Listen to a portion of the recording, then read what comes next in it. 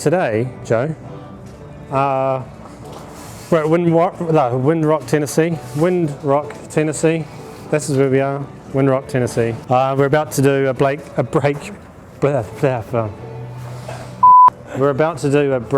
bleed on a Shimano rear brake. We're going to do a bleed, even though I don't like calling it a bleed. So we've got, this is what we need. Genuine Shimano hydraulic mineral oil. We've got the Shimano little bucket and holder. We've got a 3mm, a 2.5, a 8mm and a 5mm, and then we've got a dirty rag and a clean rag. First thing I do is I grab this 2.5 in here and I take the little cap screw out and the O-ring as well, and then put that in a safe place. Screw the bucket on, so that bucket gets screwed on, and then pull the little plug out and just lay it to one side, and then grab a Phillips screwdriver, and there's a screw on the front of here, so we wind that out so it's sitting about 8mm or so out, and then leave that. Next thing to do is take your 3mm and take the brake pads out. So remove the little circlip, put them in a nice clean safe place. You'll notice I got the bike on the stand, so it's on an angle, so these are flat. Sometimes people will undo this and twist the lever around so it's flat, but I just like to leave the levers the way they are because there's no guarantee I can get it back in the same place. And also it's a nice easy path for the fluid to go down. So I'm going to take the caliper off. I'm going to snip this cable tie here just to give us a bit more clearance, just makes it a bit easier. And then brake lever goes through there. Now I'll grab the dirty rag and the 8mm. So we'll grab the caliper like this, move it away from the bike. Oh shit, it's not an 8mm. You'll have to edit that. It's a 7mm. So we're going to grab that bleed nipple, take it all the way out, and then we sit there. So the oil's just coming from the bucket, and it's coming down the line through here and draining out through here. So it's still running really black. So what we're going to do here is we're going to just tip it over to one side and then up and down while we're doing it as well. And if there's any air trapped in there, it's all going to come out. It's also good when you tip it over to one side to actually let the oil go around the pistons. I'll clean that up later on, but like lubing the pistons up with a bit of brake oil is actually really good for them.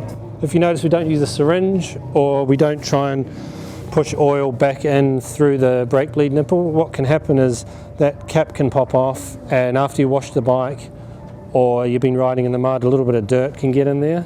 And then if you put the syringe onto there with a tube, you can push that dirt into the brake line.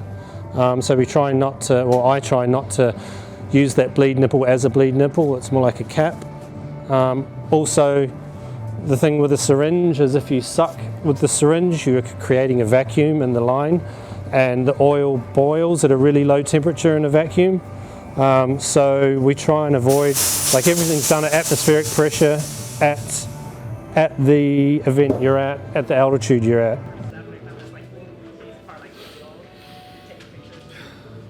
We're going to keep rocking this backwards and forwards. It's looking really good. Going to wait till it gets down to about there, and then we come down here. We're going to put the bleed nipple back in. So bleed nipple goes back in, and then we're going to tighten that up with the 7mm. We've got quite a bit of oil on the rag. It's all caught it there, which is quite nice. It hasn't gone on the floor. Use that rag to clean all in between the pistons. So that's all covered in oil now, which is not good. We're going to get the clean rag. Oh, good work. Oh, that looks good. Cheers. Oh, that does look good. We're going to get the clean rag. So we're going to make sure we've cleaned all the oil out of in between the caliper. Put a rag in there, and we're going to push the pistons back with the 5mm Allen key. They're all nice and moving really nicely now. Just being very careful not to push too hard if one is stuck. The rag's really good to stop that. Right, we'll just leave that for now. I'm going to go and grab some brake pads. Find my water bottle. There we go. Okay, so then I get the pads, I put a splash of water on them, and then the other pad, and rub them together, and you can kind of feel the first little bit starts wearing off and they start gripping, and they're starting to grip now, so it didn't take much. And then you got a little bit of, so wash all that first stuff off for now, as you clean those little marks off that pin till it comes up shiny. This just helps the pads slide and center. You're being very careful not to touch the brake pads. We'll drop the pads back in. Little pin. I'll grab the 3mm. Might wind that in until it's snug. Move my taco out. Oof, I'm looking forward to that. Make sure you put the cable in the right way around, obviously. So we're going to just tighten those up and then open them up, half a turn. And then what I want to do is I want to center the caliper. So you want to make sure that the caliper is sitting perfectly. There's a little gap on the caliper. Don't look at the pads now. So that disc is nicely centered in between the caliper. And then we'll come back up here, and we should get a few air bubbles come out of the top now. So if you look down there, so squeeze the lever like that all the way to the bar.